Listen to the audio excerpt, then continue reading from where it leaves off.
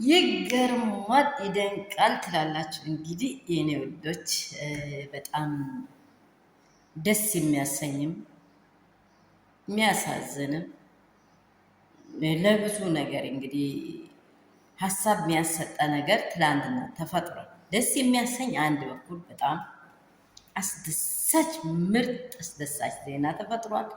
አንድ ደግሞ በጣም የሚያሳዝን ነገርም ተፈጥሯል።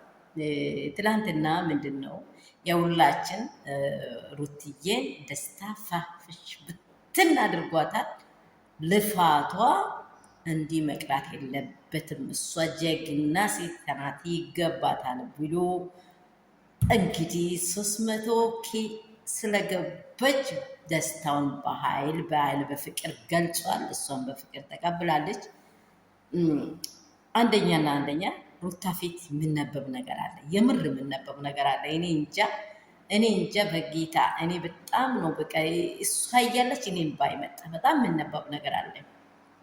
ለምን እዛ ጋር ጀርባዋ ላይ ያለ የትላንትና ከእሷ ጋር አጥንት የሆነ ከእሷ ጋር ምርኩዝ የሆነ እንዲህ ሆኖ ለየት ብሎ ከጎኗ ባለመኖሩ በጣም ውስጧ በጣም ተቆስሏል። ግን ይህንን ቁስል እንድታሸውና ይህንን ቁስል ደግሞ ወደ ሳቅታዋ ትመልስ ትደሰትብኝ። እኔ እሷን አፈቅራለሁ፣ እሷ ግን ለቤቷና ለትዳሯ ብላ ነው ብሎ የእሷን ልብ ተረድቶ ደስታ ቢመጣም ሩትዬ በጣም ውስጧ አብራም ጋር ነው። ለምንድን ነው አብራም ጋር የሆነው ካላችሁኝ ይህንን ደስታ አብራም ነበረ ማድረግ ያለበት። ይህንን ደስታ አብራም ነበረ ፈሽ ብትን ማድረግ ያለበት። ልጇ ጋር በቃ ግርማ ሞገስ የሚኖራት ሁሉ ነገሩ የሚያስደስተው ከእሷ ጋር ብዛች ባለፈው ሳምንት ከአብርሃም ጋር እንዴት ግርማ ሞገሳቸው እንዳማረ እንዴት ብቅ ከፍታቸው ለየት እንዳለ ሁላችን አይተናል አይደለ? ግን አሁን ይሄ ደስታ የራሱን ደስታ ነው የገለጸው። ለእሷም ደስታ ይሆናታል ብሎ ከወንድሞቿ ጋር ኬክ አስቆርሷል። በጣም ደስ የሚል ጊዜ ነበረ። ፏ ብትን ብለዋሉ። ሁሉ ነገሮችን አድርጓሉ። በእርግጥ የሩታ ፍላጎት አብርሽ ጋር ነው። ለምንድን ነው አብርሽ ጋር ያለው? ትናንትናም አውርቻለሁ። ሰሞኑን በምናውራው ሁሉ ላይ እውነታ ጋር ነው። እኔ ሁሌም እውነታ ጋር ነው የሚቆመው። ለምን እግዚአብሔርም ያስተማረኝ ከእግዚአብሔርም የተቀበልኩት ሀሳብ ስለሆነ እሱም የሚወደው መንገድ ስለሆነ፣ በዚህ መንገድ ግን ሩታዬ በጣም ደስተኛ ብዙም አልሆነችም።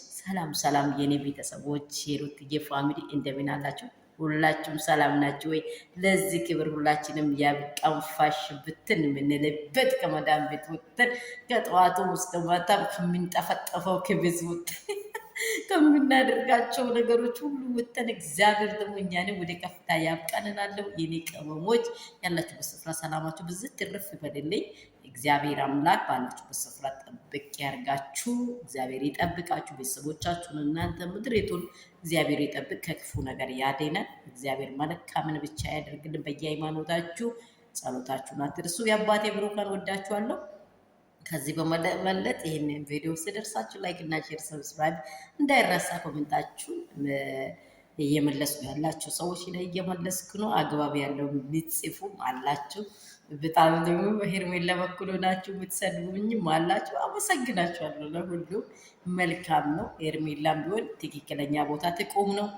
ሩታ ደግሞ ከትዳሯ አትለይ ነው። በቃ የኛ ትግል ይሄ ነው። እግዚአብሔር ደግሞ ያሸንፋል። ይህ ነው የምላችሁ። ትላንትና ደስታ በጣም አሪፍ ነው። ደግሞ ቡዜ እንደዚህ አንጨረጨረቻት ሩትዬ። ግን መቼም ቢሆን ቡዜ ሲታለቅስ ማየቴ አይቀርም። ወንድሟ ከሩታ ውጭ ሌላ በእርግጠኝነት አብርሃም በህይወት ይኖር። የአብርሃም ህይወት በጣም አሳሳቢ ውስጥ ነው ያለ።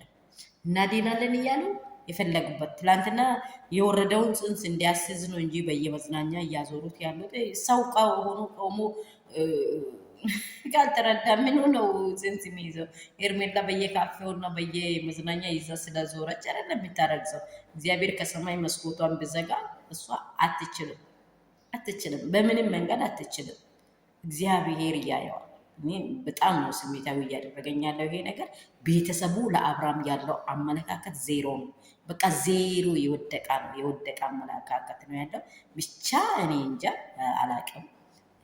ሃይማኖት ጋር ለመሄድ ራሱ የሁሉ ነገር መታጠብ አለበት። ሰው ንስሐ ሲገባ እግዚአብሔርን ሲመስል ነው ወደ ህይወት መንገድ የሚመራው። እግዚአብሔርን ሳይመስል በየመንገዱ እኔ ይዤ ልተኛ ነው እንኳን መጣህልኝ እያለች ያለችው ሴትዮዋ ጋር እነርሱ አስቀምጦ ልበቀሏት ነው እንጂ ለሩታስ ንዴት ነው እንጂ ሄርሜላ እንድታል ነው አይደለም። አብርሽም ብቻ አሁንም አብርሽ በጤና ይመለስ ነው ለልጁ፣ ለቤቱ፣ ለትዳሩ።